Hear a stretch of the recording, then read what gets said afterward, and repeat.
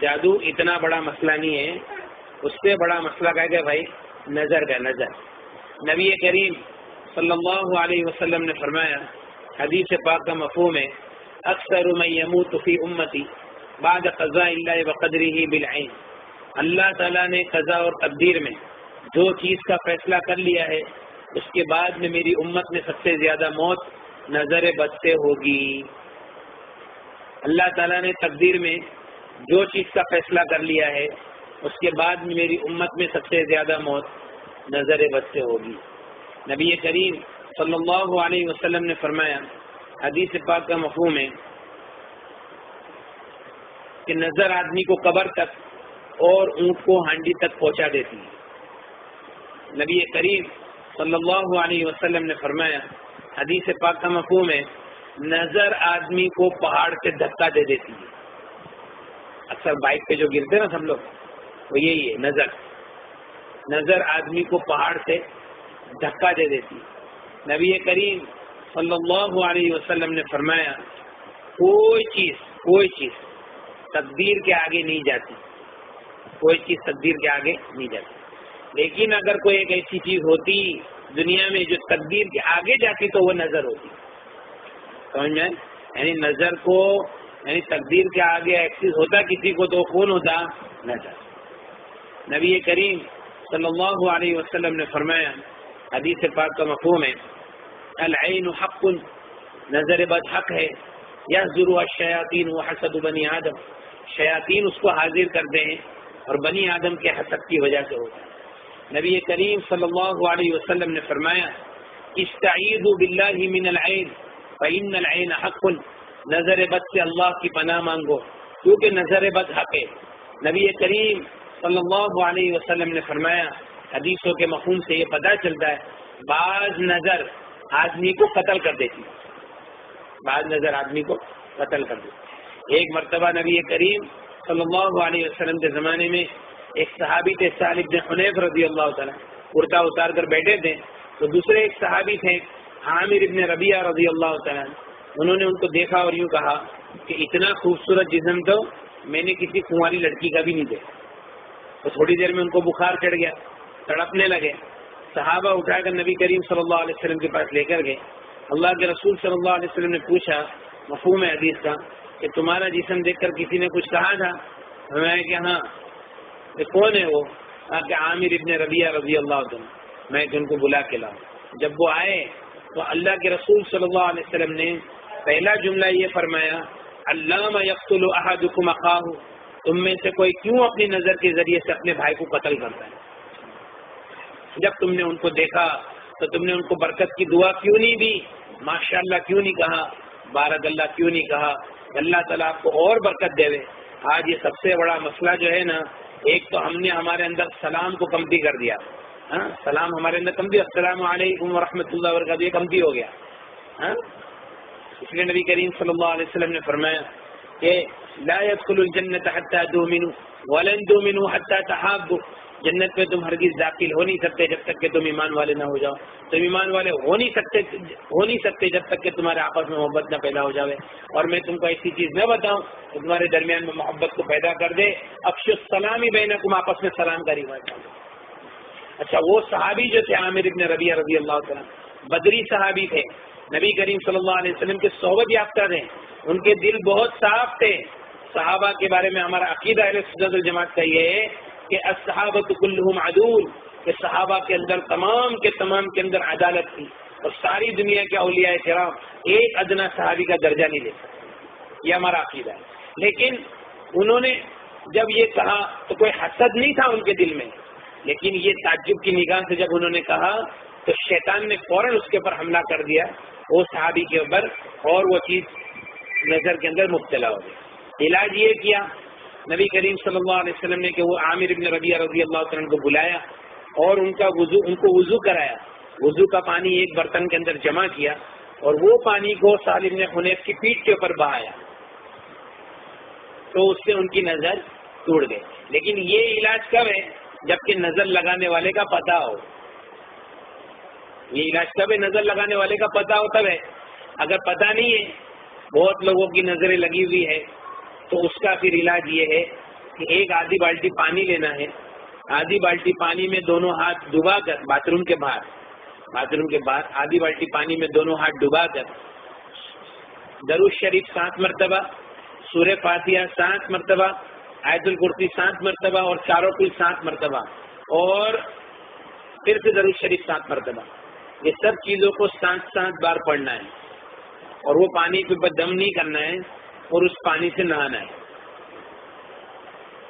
ایک بار نہاوے، شروع میں جس کے اوپر نظر کا زیادہ دخل ہو تو کم سے کم 21 دن تک نہاوے ہو، اور پھر اس کے بعد میں طبیعت اچھی ہو گئی، اب کچھ مسئلہ لگتا نہیں ہے تو کم سے کم ہفتے میں 1 مرتبہ نظر کا غسل کر ہی لے دے۔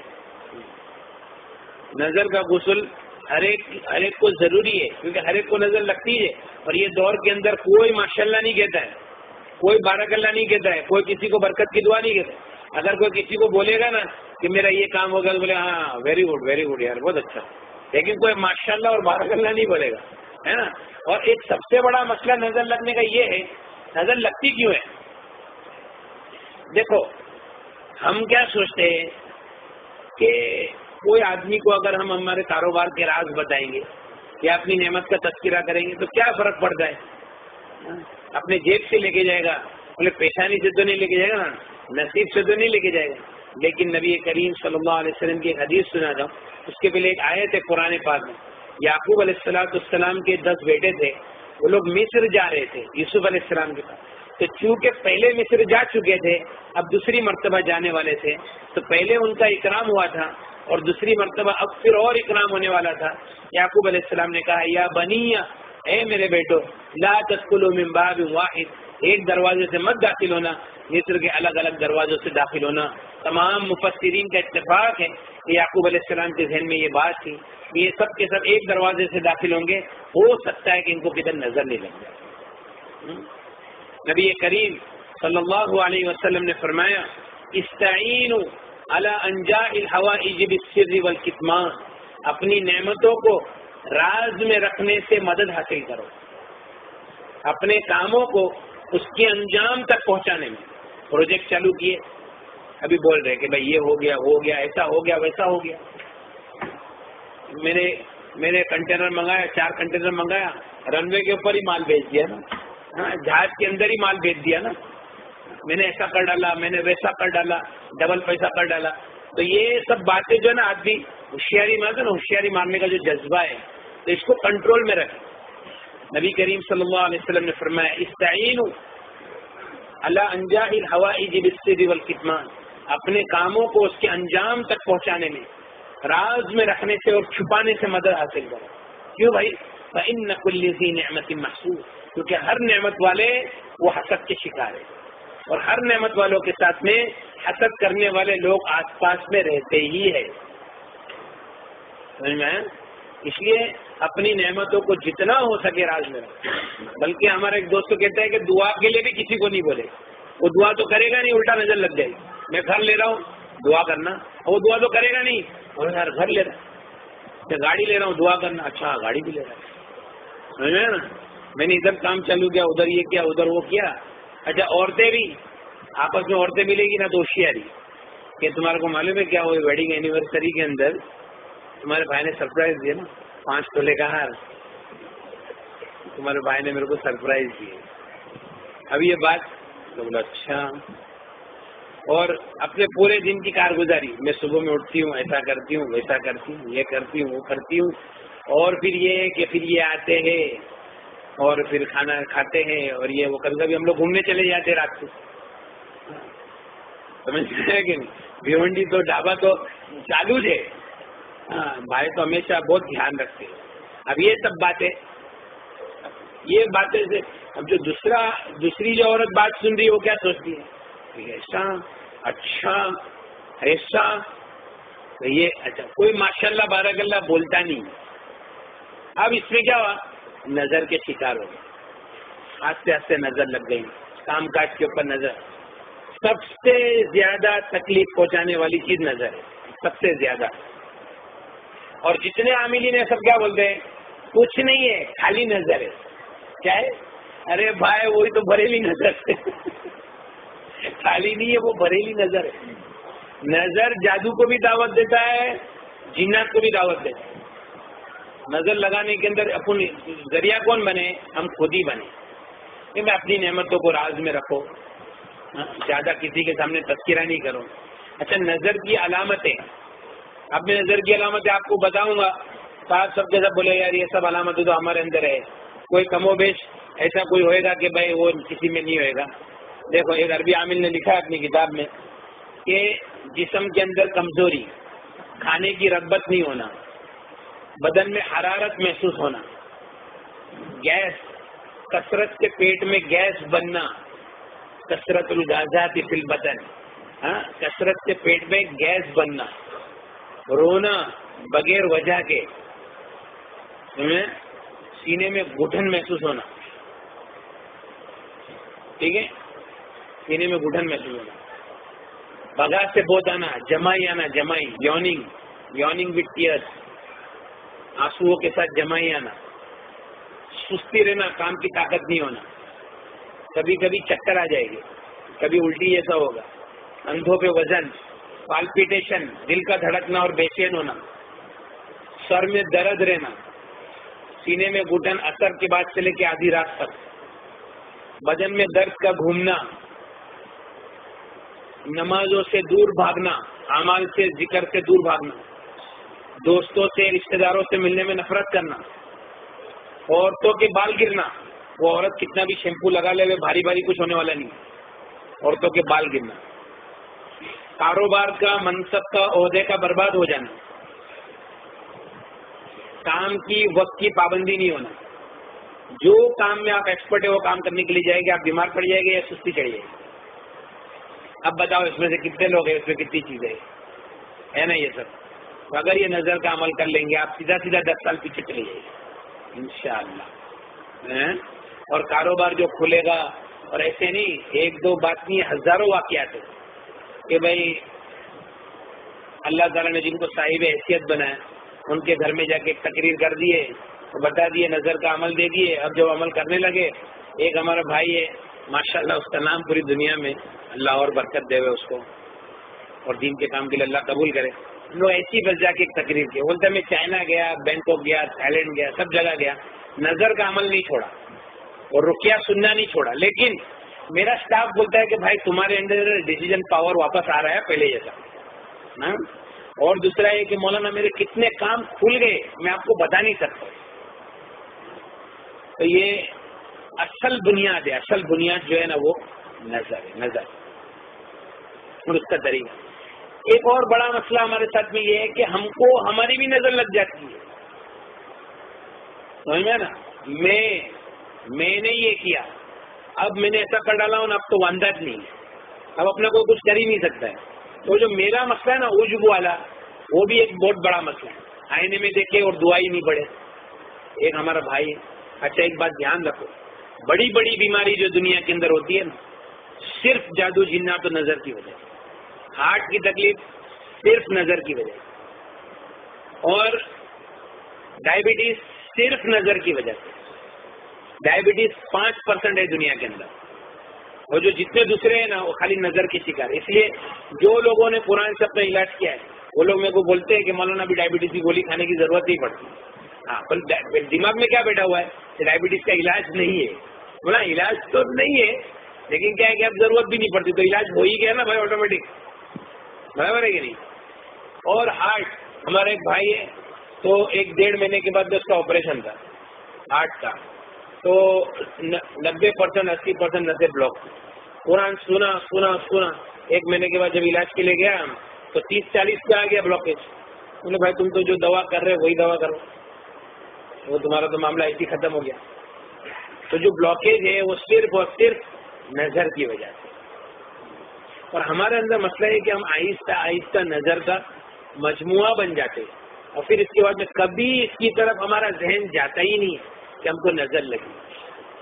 اور بلکہ اپنے جتنے دعوت کے کام کرنے والے جو ساتھی ہیں ان کو تو اس کا خاص اہتمام کرنا چاہیے، کیونکہ بعض مرتبہ دعوت کے کام سے جو پیچھے ہٹ جاتے ہیں، اعمال میں نہیں لگنے کا جو ہوتا ہے وہ بھی نظر لگنے کی وجہ سے ہوتا ہے.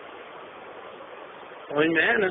تو اس کے لیے نظر جو ہے وہ بہت نبی کریم صلی اللہ علیہ وسلم نے فرمایا، حدیث پاک کا مفہوم ہے استعیذوا باللہ من العین فإن العین حق، اور دیکھو گندے گندے خیالات، گندے گندے وسوسے، اس کی بھی بنیاد نظر ہے۔ کیوں معلوم ہے کہ اللہ والوں کی نظر سے آدمی اللہ والا بن جاتا ہے، برے لوگوں کی نظر سے آدمی برا بن جاتا ہے۔ ہمارے ایک مفتی صاحب ہے، بہت اچھے بڑے مدرسے میں پڑھاتے، بڑی کتابیں پڑھاتے، ان کا ایک بچہ بہت نافرمان ہو گیا، بہت نافرمان۔ انہوں نے بولا کہ میں بامبے میں ہی رہوں گا، میں ادھر گاؤں میں نہیں رہوں گا، اور میں اپنی مرضی سے زندگی گزاروں گا، تو میرے کو ملنے کے لیے آئے تھے۔ ہمارے حضرت مفتی احمد صاحب خانپوری ہیں نا، انہوں نے ان کو بھیجا، تو وہ سمجھا پٹا کہ وہ بچے کو لے کے آئے۔ تو میں اس کو بولا کہ دیکھ تو بامبے میں رہے نا، بامبے میں رہے، ایک کام میرا کر لے، میں خالی جو بولتا ہوں نا، میں نے تھوڑا سے قرآن پڑھا، میں بولا کہ دیکھو تم ماں باپ نے مل کر یہ بچے کی تعریف بہت کیے تھے گا بچپن میں، بولے مولانا اتنا فرما بردار تھا، ہم لوگ سب کے سامنے اس کی اتنی تعریف کی، سچی بولتے آپ۔ میں بولا ابھی ایک کام کرو، ایک تو یہ کہ بھائی آپ کو پانی میں ہاتھ ڈبا کے نہانا ہے، اور ماں باپ تم دونوں وضو کرو، پانی جمع کرو، اور تمہارے یہ بچے کے اوپر پانی لا دو۔ انہوں نے ایسا کیا۔ وہ بولتے ہیں کہ مولانا ایک ہفتے کے اندر ہمارا بچہ ایسا سدھر گیا ہے، بولتا ہے کہ میں گاؤں میں رہوں گا، ممبئی نہیں جاؤں گا، تم جیسا بولیں گے ویسا کروں گا، جو ہو گیا اس کے لیے میں معافی مانگتا ہوں۔ اللہ تعالیٰ نے اس کو شفا دی الحمدللہ۔ ایک عربی عامل نے اپنی کتاب میں لکھا ہے کہ ایک آدمی اس کے بچے کو لے کے 3 سال تک پوری دنیا میں گھوما، بڑے بڑے ڈاکٹروں کے، بس کے ہاتھ پاؤں سے ٹیڑھے ہو گئے، تو لاسٹ میں معالج بالقرآن کے پاس آیا، تو اس نے قرآن پڑھنا چالو کیا، اور اس کو پوچھا کہ تیرے کو کوئی دکھتا ہے، تیرے ذہن میں کوئی آتا ہے جب میں پڑھتا ہوں؟ تو اس نے بولا کہ میرے ذہن میں تو نہیں، یہ میرا باپ آتا ہے۔ اس نے باپ کو پوچھا کہ تو نے کبھی تیرے بچے کی تعریف کیا؟ تو بولا ہاں، میرے کو برابر یاد ہے، 3 ساڑھے 3 سال پہلے ایک ہمارے گھر میں دعوت تھی، میں نے سب کے سامنے میرے بچے کی تعریف کی۔ بولا اچھا ٹھیک ہے۔ پھر اس کو اس کے باپ کو وضو کرایا، اور وضو کا پانی اس کے اوپر ڈالا، اور اس کے ہاتھ فوراً ایسے سیدھے ہو گئے۔ یہ نظر ہے، حالانکہ بڑے بڑے ڈاکٹروں کے پاس ہو۔ ہمارے میں مدرسے میں قاری صاحب ہے، میرے کو پتہ نہیں تھا کہ یہ قاری صاحب ہے، بولے کہ مجھے نا کم سے کم 3 سال ہو گئے، میری کھانسی نہیں جاتی۔